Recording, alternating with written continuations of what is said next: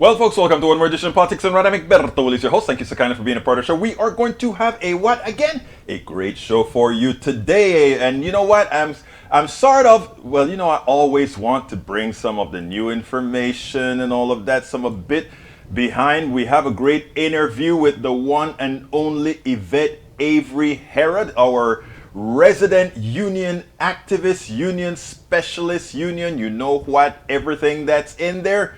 She's going to have a whole lot to talk to us about. We're also going to talk about, there is this thing with Russian bonds, right?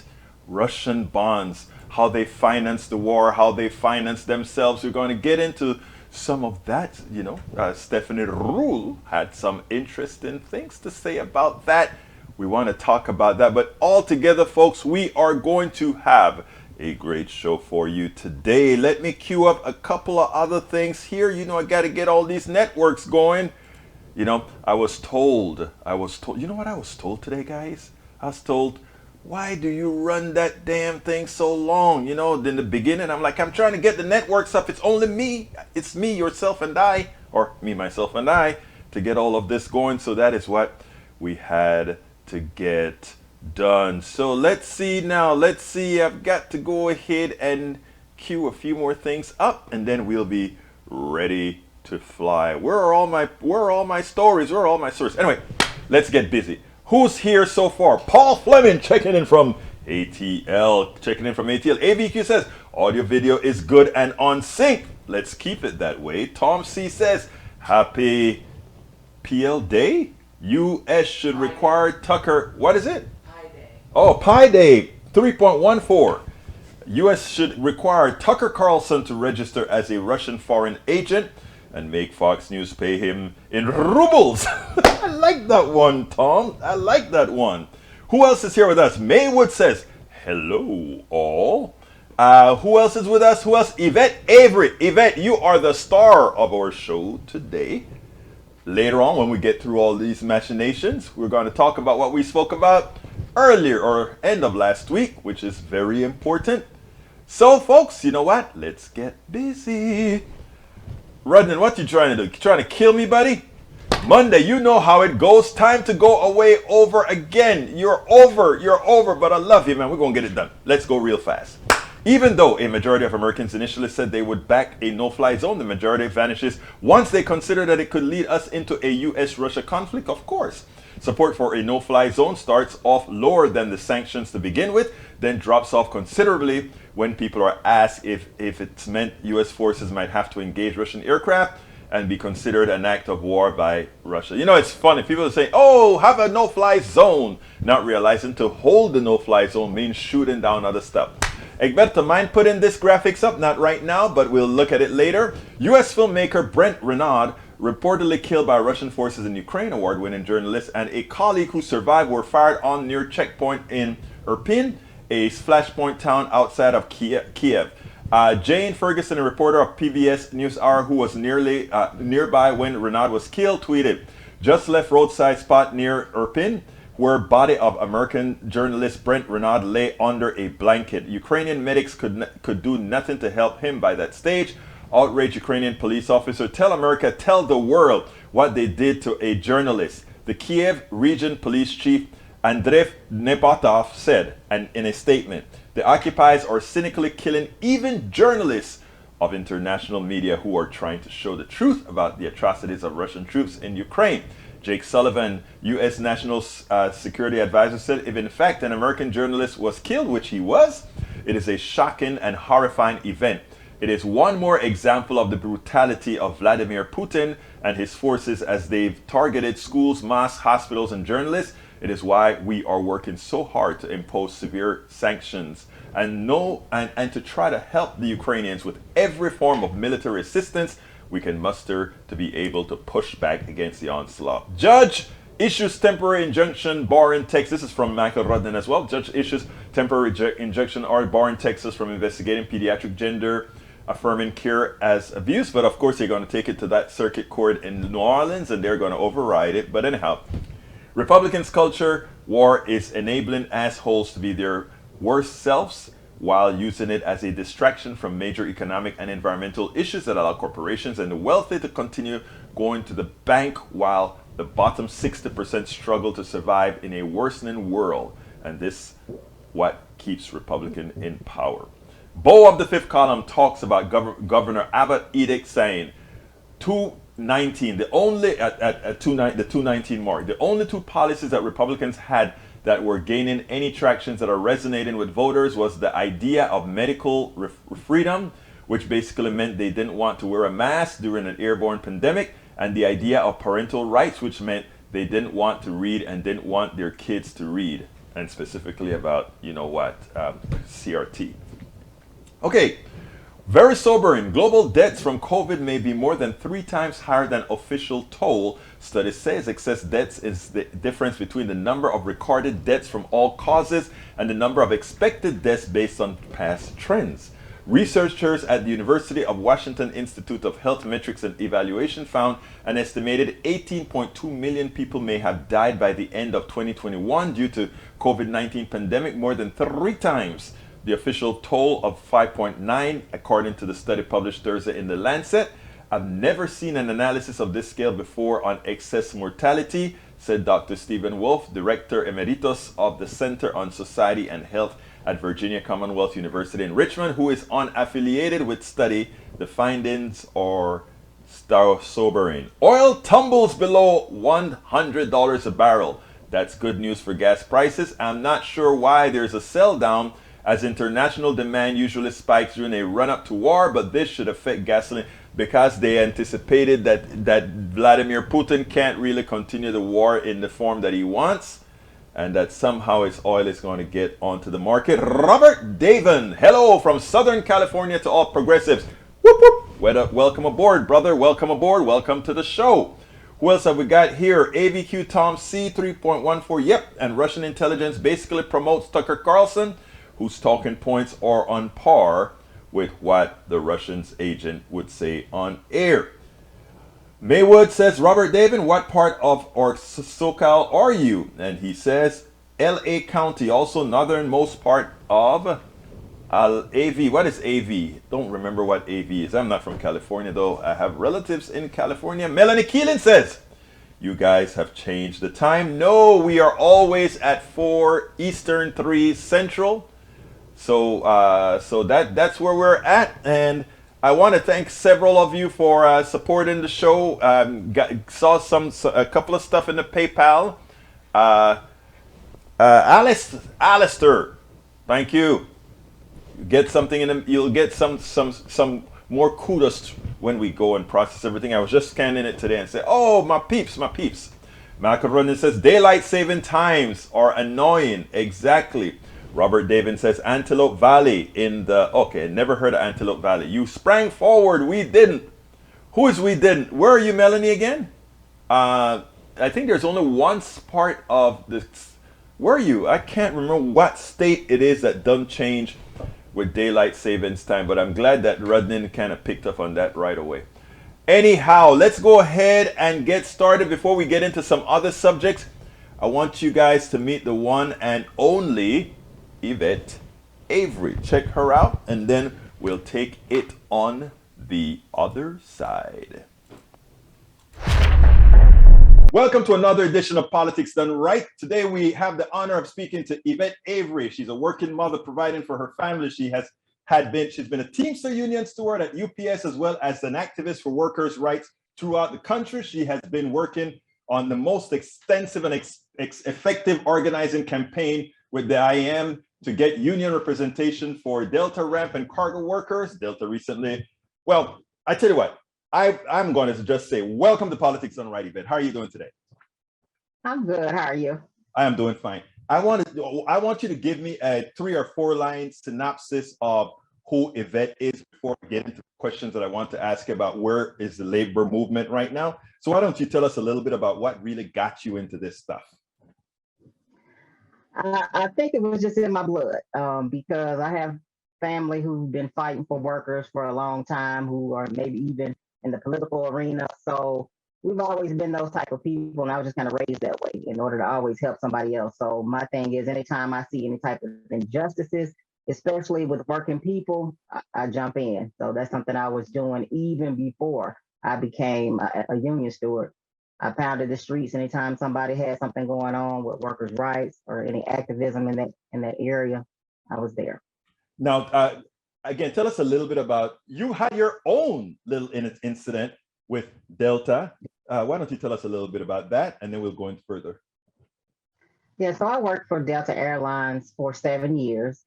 Started out as a ramp worker, went upstairs as a gate agent, and as I was upstairs as a gate agent, started wearing the union pin. It was a lot more active in the unionizing process for the below wing and cargo workers. Well, that led to them all of a sudden saying that my job at UPS was a conflict of interest. Mind you, I had already been at UPS 5 years prior to start working at Delta. On my resume, they were fully aware that I worked at that company, but now it became an issue that I was out in front as a union activist trying to get the workers organized. So at that point, they gave me an ultimatum saying that my job was a conflict and that I needed to choose which job that I wanted to keep. So of course I said, I don't have the issue. Delta has the issue. I want to keep both of my jobs. I work them both. I need them both to sustain my family.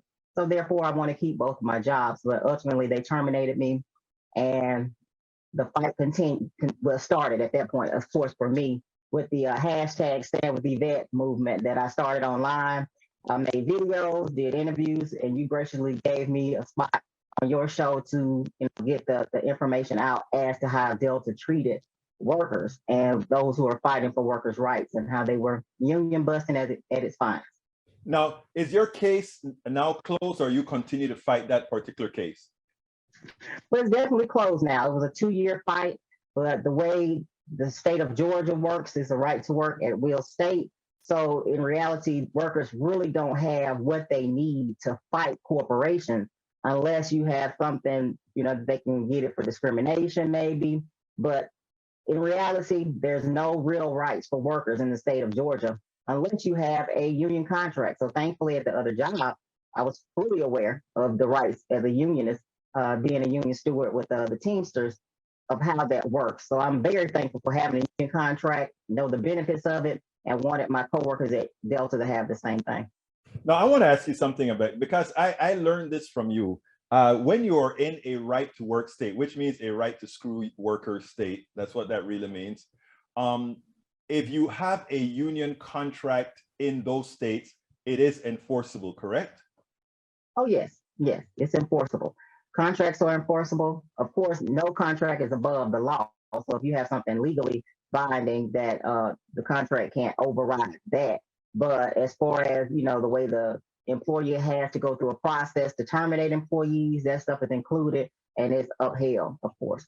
So let me ask you a question then. What is the difference between unions in a right to work state and unions in other states?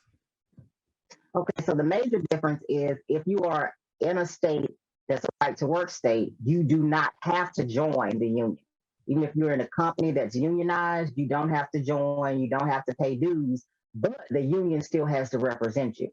Now, that's something that a lot of us do not like, because if you're getting the benefits of what the union is negotiating, if you're getting the benefits of them fighting for you, you should pay your fair share in dues to help keep that going. But if you're in a state, of course, that's a unionized state, that's, not an at-will right to work state, then they don't have to represent non-paying members.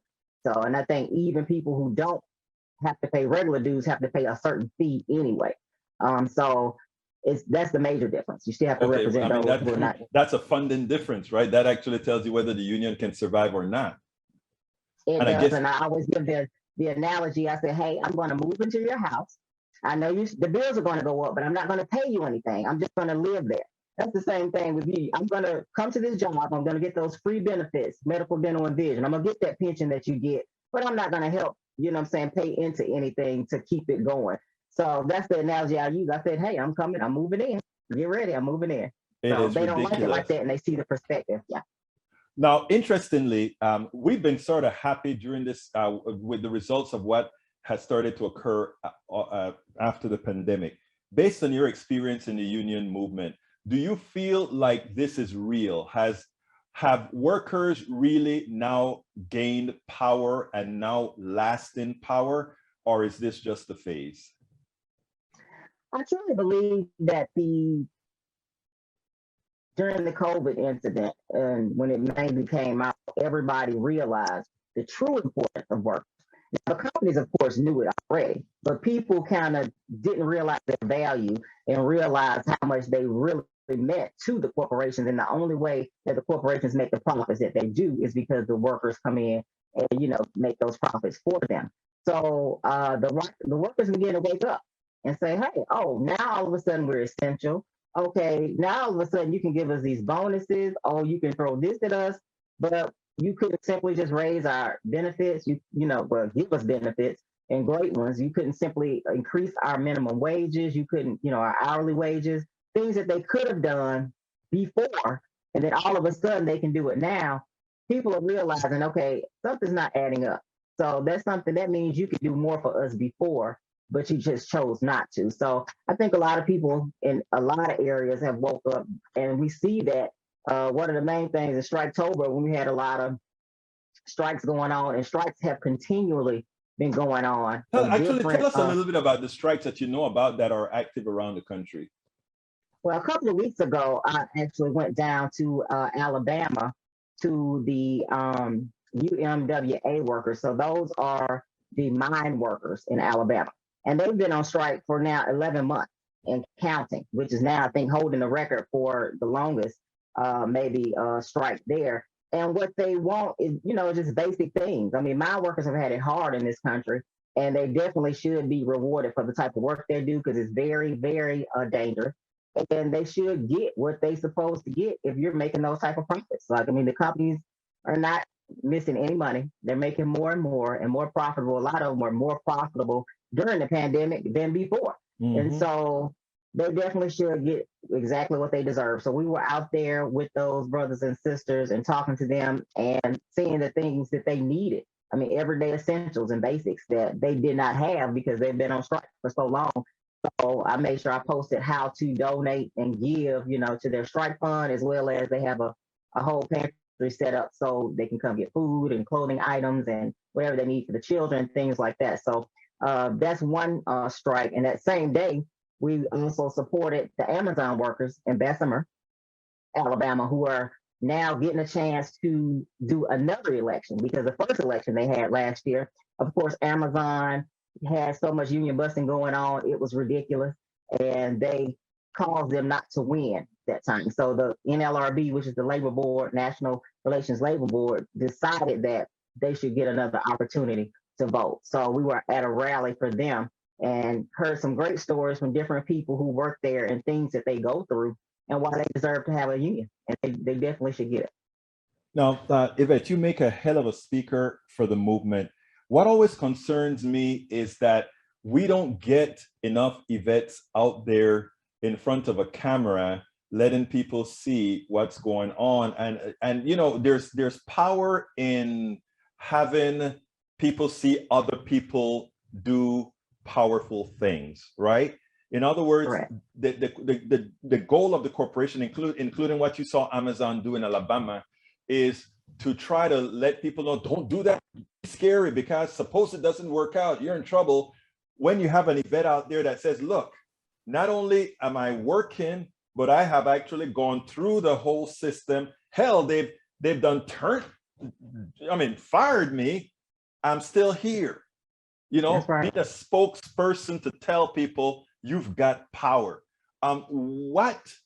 And maybe this is a job for you, Evette. Maybe you need to start a training business for the union worker. I'm not kidding, actually, at all. Why can't we see more of what's going on? Because it's all over the country. Why can't we see more of it on TV? Even if it's not on TV, more than just in that. You know how Facebook has a way of keeping people locked up in their cells, getting outside of those cells so other people see what's going on. How do we get there? We have to keep pushing. I mean, it's going to take us all in different avenues to make our voice be heard, because as you say, most of the mainstream will not cover it. I could get no one to cover my story when it comes to mainstream media. I reached out personally to the Fox News, to the CNN, nothing. Anytime it comes, especially in Atlanta, dealing with Delta Airlines, coming with them, they own the city. So nobody wanted to touch them. I couldn't even get an attorney here. That's how crazy it was. I had to go out of state to get an attorney just to go after them. So my whole thing is people have to realize it's going to take you stepping up and doing it on your own and then grouping together with like-minded people, and we can get it done. It can be done. Well, you're a hell of a spokesperson. What else? What else going on around? Before I wanted to do a little digression here. You were in a truck. What you doing in a truck?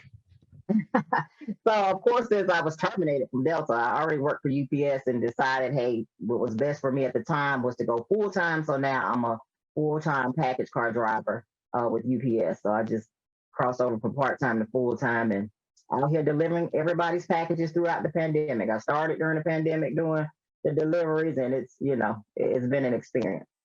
And Well, I've learned a lot of things that I'm honored that you actually kind of parked the truck to have a little talk with Politics Done Right. I'm like excited about, you're coming. I'm like super honored. Hey, she is in that truck. Hey, what else is happening? Tell me what else.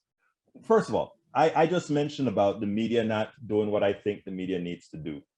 And I also mentioned that you are very savvy in the way you know how to use media to get the message out. What do you want us to do? Not only when I say us, I don't mean the independent media. I mean the consumers of independent media who actually needs to be a part. What is your message to them? well, definitely to hold every corporation accountable for whatever they do to their workers, pay attention to what's going on, and support workers in all their endeavors, no matter it's from fast food, they're considered essential too. They didn't realize how essential they were until, we had our pandemic. So whoever has a fight, who's fighting for wages, who's fighting for benefits, who's fighting for, healthcare, whatever in these workplaces, please support those workers. Go out whenever you can. If you can't be there in person, do something online, promote whatever they're doing. Try to get the word out and help in any way you can. Because I know my time is limited a lot more now than it used to be. So that's why it was very important for me to take this time out to do your show, because it's invaluable. This is the type of thing that we need to do. Make a few minutes to do anything we can to further the cause. Well, I think that is so important. And like I said, you do it and you do it well. You know what my last question always is? What should I have asked you that I didn't? What all did I find out now as a driver that I happen not to have known before? Let me hear it. Well, I have a lot of safety concerns when it comes to driving, and of course, I started a online petition about that, and I'm going to be fighting for that to get more safety precautions and things put in place for drivers out here, because it's a lot of things we never think about until we actually do the job. So that's something we definitely need to take care of, and you'll be seeing a lot in the future about. Can you tease us with a few of the things that we never thought about?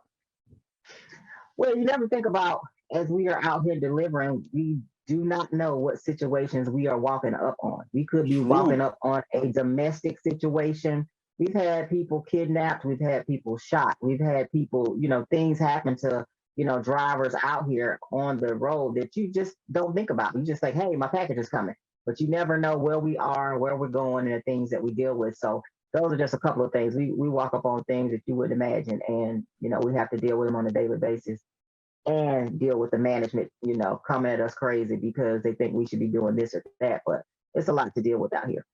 Amazing. Well, Evette, it's always my pleasure to speak to you. Like I tell you all the time, and I mean this from the depths of my heart, you're one of my heroes because you are on the ground actually getting things done.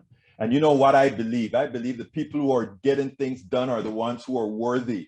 So thank you so kindly once again for appearing on Politics Done Right. Evette Avery, our national union specialist. That's what I'm going to call her. Thank you so kindly for having been on Politics Done Right. Thank you so much for having me again. Okay, folks, I hope you enjoyed Evette. I just think she is a hell of an organizer, a hell of an activist, and somebody, like I said there, getting stuff done. Okay, let me back up now and start going back to, oh God, you guys wrote a lot of stuff. All right, let me see. Great above all spirit, take pity on us. Help us say no, no to war in Ukraine. Thank you very much. E2247, Maywood says. That's a reply. Oppose the current war preparation, says E2247. Carl Cox says, the GOP and its backers are Trump supporters and want Putin to be Trump's puppet master. They love fascists from. Well, I have a piece on that you guys are going to like. Eric says, anyone who believes in democracy. No, I said that. Anyone who believes in democracy and free enterprise understands that the government should nationalize primary industries. Utilities, energy, and healthcare are too crucial to life to leave in the hands of selfish profiteers. You said this, so question what is to be done with businesses in these sectors, and by nationalize you mean give it to the government. There is no control. Look at what to do with. Wait a minute. Okay, they close trade and other countries and banks, etc. And though it is a dictator terrorist, they do it. The American people say, okay, what if this happens like in Canada to the truckers? What then is the government? Okay, the truckers in Canada were a joke. Okay, there were a very small quantity of truckers who didn't want to get the vaccination, who didn't want to be inoculated against a disease they could spread from province to province in Canada. Those truckers, I'll be as kind as I can, but those truckers were selfish, you know what, okay? That's a fact. And they disrupted the lives of many. Like I said, the vast majority of Canadians and the vast majority of Canadian truckers are vaccinated, and they wanted to be vaccinated.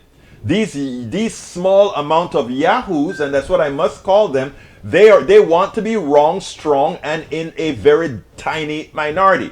So good. The truth of the matter is, they need what I love what Canada said. Okay, you can stop now, or we will throw your butts in jail and take away your license to be a trucker forever. I think that is wonderful. Okay, if you are so strongly in your belief, then you shouldn't mind suffering the consequences for that. So perfect. And now when it comes to what I said, absolutely. When it comes to humanity, I put humanity over private profit every single time. Every single time. And the fact that the statement that you make about government is going to misuse that power, government is we the people.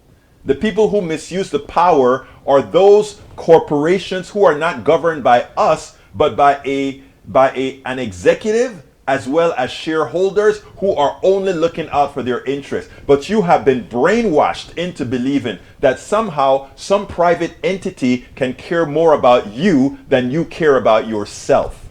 That's a tall order, but they somehow did it with a lot of people. Robert David says, haha, the AV is where, okay, I saw that the shuttle used to land. Okay. Michael Rudden says, wow, Eric Hayes, I agreed with that statement. So you agreed with me, Rudden. That's what you're really saying.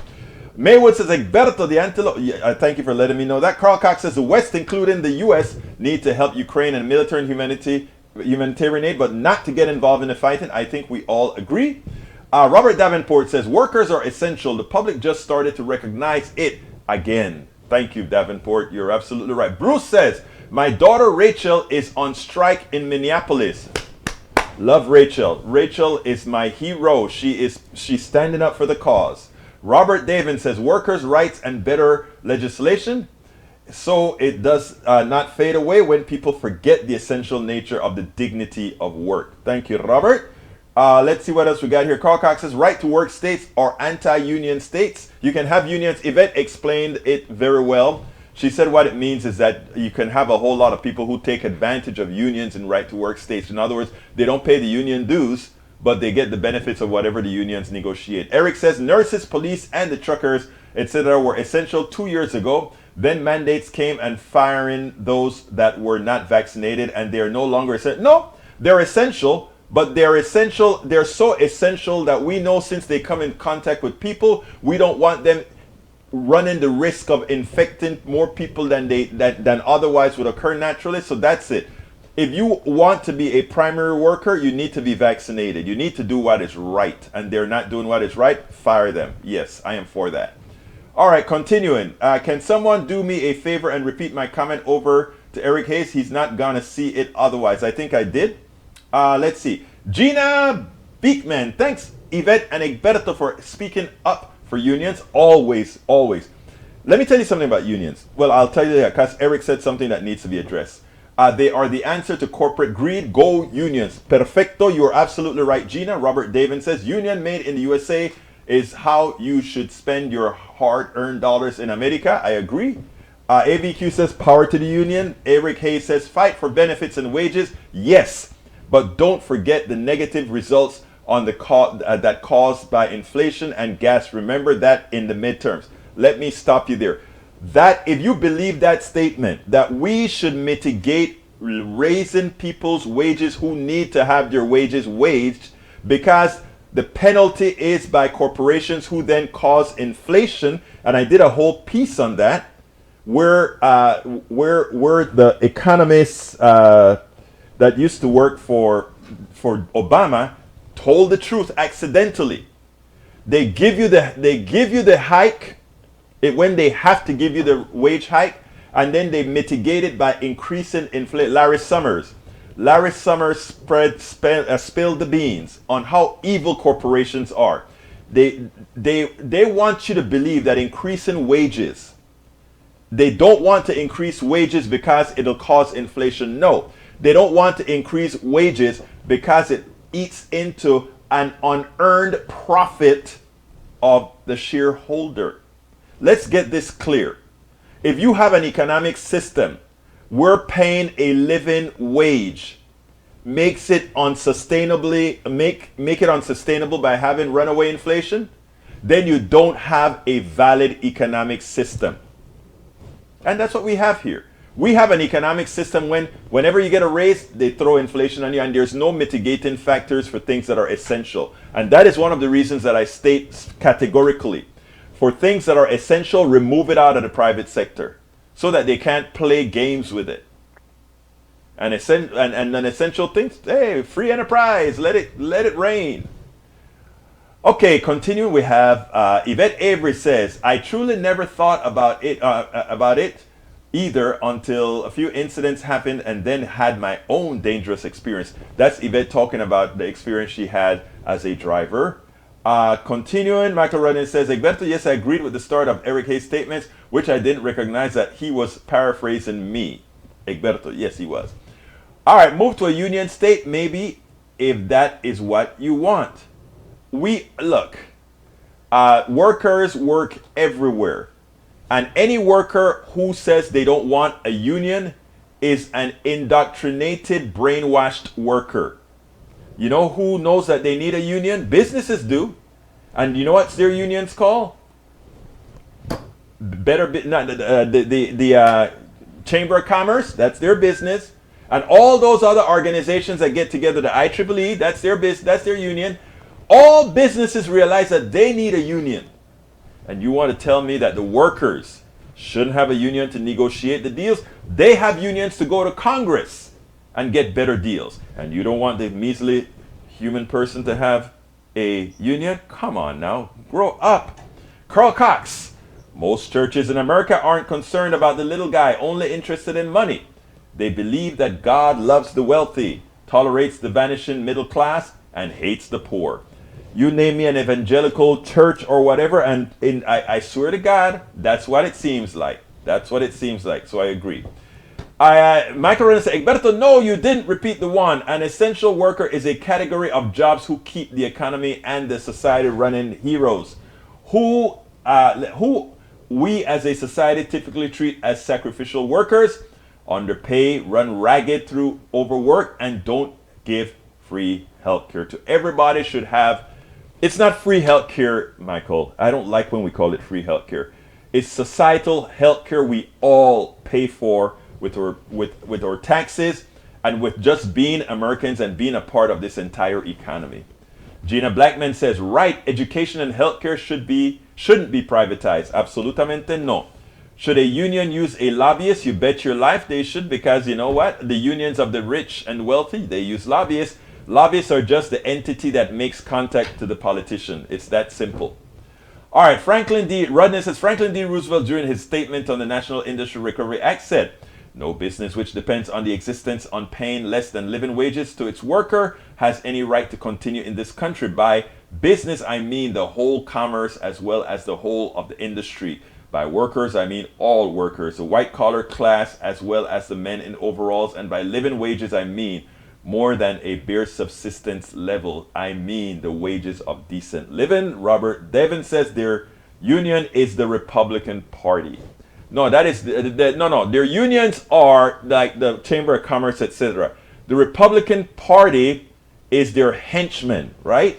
You know that the Republican Party is their enforcer. You know that when you have the crooks, what do you call those? Not the convent, the mafia, right? The mafia have those guys that go and beat up people when they don't pay or do things.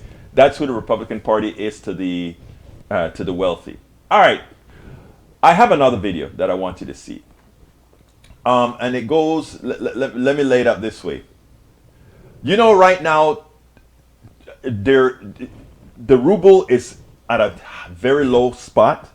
We also know that Russia can't get credit. Russia is in trouble because its economic system is falling apart because of all the sanctions. And they have a whole lot of bonds outstanding. And they have a whole lot of bonds that folks would like, now that it's worth nothing to trade. Well, you would think that a patriotic American company would say, you know what?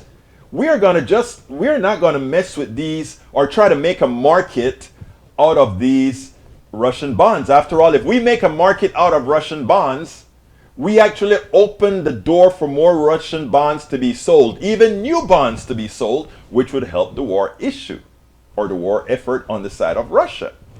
You would think that our corporations, who our military defends overseas, our corporations who depend on us, right, would say, nah, we're not crossing that bridge. We're not going to do it. Well, of course, capitalism has no soul. It has nothing. It just thinks about what can I do to take my capital and make more money. In that light, I want you to listen to this, and then we'll get it on the other side. But as many businesses are pulling out of Russia, we've got exclusive new reporting tonight on how one of America's biggest investment banks is profiting on the war in Ukraine. Goldman Sachs. They say they are winding down operations in Russia, which is partially true, because at the very same time, they're actively trading Russian debt to U.S. clients, mostly hedge funds, and they are using a legal loophole to do it. A Goldman Sachs spokesperson tells us this: we have a robust system and control throughout our organization to ensure we are not trading with sanctioned counterparties, which is true. NBC's senior national politics reporter, Jonathan Allen, is my partner on this story. What is this loophole? How is this happening? So what happened is when the Biden administration put in sanctions on Russian debt, basically on the major financial institutions of Russia, they left open a window, and Goldman Sachs has driven a truck through it. And basically what that window is that U.S. institutions are banned from trading Russian debt with those Russian banks that have been sanctioned, but not banned from what's called secondary trade. So if that debt was already issued to somebody else and they want to sell it to a U.S. buyer, a U.S. debt holder of Russia to a U.S. buyer, Goldman Sachs is acting as a brokerage, and the government, the Biden administration, has left that loophole open with the basic idea that companies here in this country, institutions in this country that hold Russian debt ought to be able to get rid of it. But at the same time, there are a lot of buyers for what is now seen as cheap debt. And Goldman Sachs has been advertising that to its clients and basically saying, hey, come on board while this debt is cheap. It's going to eventually go up later and you'll make a killing. Okay, and that's what we need to explain. The idea, hey, let people still trade this so they can close out their positions so there's not chaos in the market, that's really getting abused, because what they are doing is trading hundreds of millions of bonds. Goldman Sachs is going out and pitching trade ideas, market dislocations to distressed hedge funds who are looking to buy something cheap in a crisis. And that's what they do. But this isn't a regular crisis. It's not a company going bankrupt. It is a war. And let's remind you, when you buy Russian government bonds, you are now lending to the Russian government. And when you buy Russian corporate bonds, you are helping that company succeed. So right now, Goldman Sachs is making markets and making money, which is certainly not in line with the spirit of the headline, we are winding down and leaving Russia. And John, the reason I wanted to do this, my takeaway, It doesn't matter how much Wall Street tries to rebrand itself with new slogans, it doesn't change. So if you are a vulture, be a vulture. But do not come flapping your wings to my window and call yourself a dove of peace, because all that Goldman is doing flies in the face of what all of the United States and our Western allies are trying to do. Exactly. She hits the nail on the head. These guys, just like the January 6th insurrectionists, are traitors, local traitors, domestic trade. Well, traitors has to be domestic, right? Traitors. These guys are traitors as well.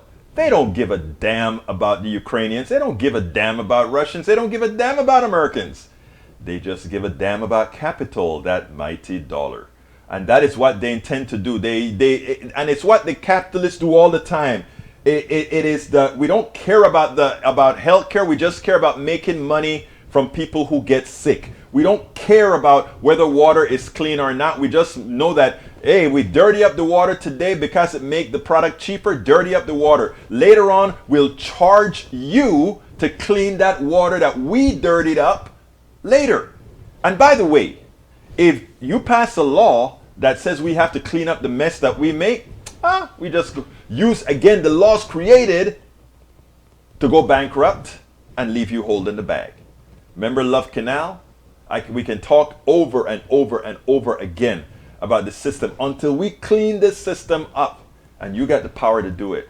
We will continue to see these things over and over again. You guys look at these guys in a suit and a tie. I don't have a tie on. I'm a little bit more modern than that, but a suit and a tie and everything is great. You think these guys have some sort of respectability. These guys are worse than the petty thief that goes into a 7-Eleven and grabs a pack of cigarette and run, or grab a Coke and run. They are worse than them because they're evil. The things that they do affect millions. And somehow we in our society somehow want to respect these, what did she call them? Vultures.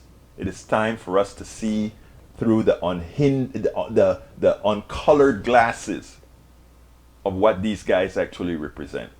Anyhow, let's see what else you guys are saying here. Para ver, ¿qué están diciendo? I'm sticking with the union. Union strong, says E2247. Robert Davin says, you will make a killing by supporting state-sponsored killing, aka murder. Carl Cox says, mega banks and Wall Street firms are legalized. MOB, mob-type banks and investment firms. Let's see, Maywood also says, that was to Eric Hayes. Let's see, Eric Hayes says, I do not invest in a 401k. I am the business owner. Not all successful business owners are soulless parasites. No, they're not. Actually, what I talk about is the corporate structure being that way mostly. Yes, you may have some little standalone private companies that do that, but they're not in between. They're just trying to survive. They're just trying to survive. All right, I have another one for you. Do I have the time? Yes, I have the time. I have the time. We have the war, and there's this myth that goes around that if Donald Trump were in power, Putin would not have invaded Ukraine. And somehow Donald Trump was stronger than Biden with Putin, etc. Well, here's what this Republican has to say. This Republican finally, and I hope many others listen to him, those Trump sycophants got it and hit the nail on the head. I want you to listen to this, then we'll take it on the other side. Congressman, what off-ramps do you envision that actually wouldn't have us going toe-to-toe with Putin? Are there any?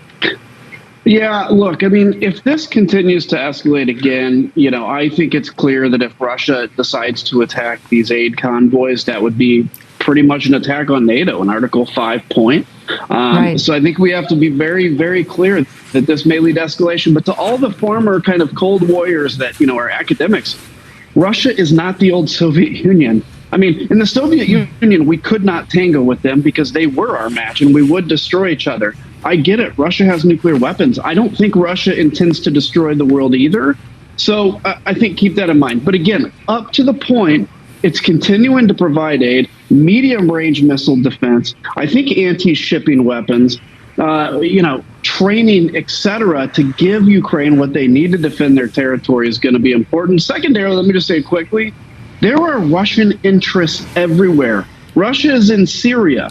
Russia is obviously all over South America. They're in Libya. Why are we not expanding a proxy war against some of their interest in other areas if they intend to, attack our allies as well? Talking about Donald Trump turning over a Middle Eastern country to Russia for the first time since 1973. That would be us being disruptive, wouldn't it? That's right. And that's how you have to think. Like, we're in a moment where there's no risk-free choices anymore. We have to think outside the box. You don't want to directly confront Russia. There is a way to do that. And I think there's plenty of options. I think even Alexander Vindman has talked a lot about UAVs, giving unmanned aerial vehicles, as the Turkish ones have done so well. But yes, look, Donald Trump, I was in the Oval Office and told him, Mr. President, if you pull these troops out of Syria, you're going to lose a seat at the negotiating table. He told me, he goes, who cares? Who cares about Syria? I was blown away. And that's what people that go around and say none of this would happen under Donald Trump. It is a very convenient forgetting of how awful he was at foreign policy and his complete love towards, authoritarian people. Look, if you think President Biden is being weak on this, say it, right? I think there's certain things he's certainly being weak on. But let's not try to whitewash who Donald Trump was. Donald Trump empowered Vladimir Putin. Let's be very clear about that. That statement is the statement of statements, right? Donald Trump, one, empowered Vladimir Putin. Numero dos, Donald Trump denied for some time Ukraine from the weapons that they've been asking for. And Donald Trump had a chummy relationship with Putin, who made Putin believe he was much more than he was. Well, to Donald Trump, of course he was, because Donald Trump is just a little man. So that is what we would expect out of Donald Trump. I've got one last one, and this one is one that I find a bit, let's see, do I have enough time for that one? I don't know. I probably don't have enough time for that one. So let me go ahead. Oh, I haven't asked for my ask. Oh my God. Here we go. Where are my peeps to remind me? They are not here today. Anyhow, here we go. Before I go, the cup. Guess who got our cup? Alistair got our cup. That is a good cup. Designed by Bridge MCP. Those of you who are watching, please, folks, consider getting the cup. But anyhow, check this out. Egberto Willies, as host of Politics Done Right, a progressive radio media show on Pacifica Network's KPFT 90.1 FM Houston that engages all ideologies, I found that our political angst isn't mostly ideological. There is a well-designed effort by many in power to control us. If we are at each other's throats, we are less likely to demand our economic and local wishes. In that light, I wrote 3 books. I wrote the first one titled, As I See It, Class Warfare, the Only Resort to Right-Wing Doom, to describe the entire economy in a manner we can all understand. It highlights why it was designed to pilfer most as it empowers a few, the chosen. The second book, titled, It's Worth It, How to Talk to Your Right-Wing Relatives, Friends, and Neighbors, take it to the next level. After understanding how the system pilfers, it is incumbent that we can speak to our peers to empower a change. The third book, How to Make America Utopia, Take Away the Economy from Those Who Rigged It, gives us a place to land. After learning about our economy that is dysfunctional for most and learning how to engage the other side, we point out what would make an economy that works for all. Each book stands on its own, but together they provide the full picture. Please consider getting one or more. You will undoubtedly learn, be entertained, and help us continue the mission with our blogs, articles, videos, and books. Absolutely so. So please go ahead and go to politicsdoneright.com/books, politicsdoneright.com/books to get any one of the books or all 3 of the books. You can get all 3 of the books. There you go. That's politicsdoneright.com/books. Alternative, folks, if you are on YouTube, please click that join button. Become a part of our PDR posse on YouTube by clicking that join button. If you choose not the join button, you can also go to politicsdoneright.com/YouTube, politicsdoneright.com/YouTube. Please also know that we need patrons as well. politicsdoneright.com/Patreon. Patreon is spelled Patreon. Patreon. We need people on Patreon. We need people on YouTube. But most of all, we need people to provide the support via PayPal, politicsandright.com/PayPal. You know how to spell PayPal, PayPal. Politicsandright.com/PayPal. You can either do a one-time contribution or a monthly, like some have started to do. That is really the most efficient way to support us. But if you want to find some other way, whether it be Cash App, Zelly, or whatever, go to politicsandright.com. Oops, there we go. I have a little mistake there. We go to politicsandright.com/support. Politicsandright.com/support. That's like the catch-all, and it tells you all the different forms in which you can support the program. Okay, let me use the last 4 minutes to kind of go through the list here. Exactly right, Egberto. Mega corporations are greedy, corrupt, soulless garbage.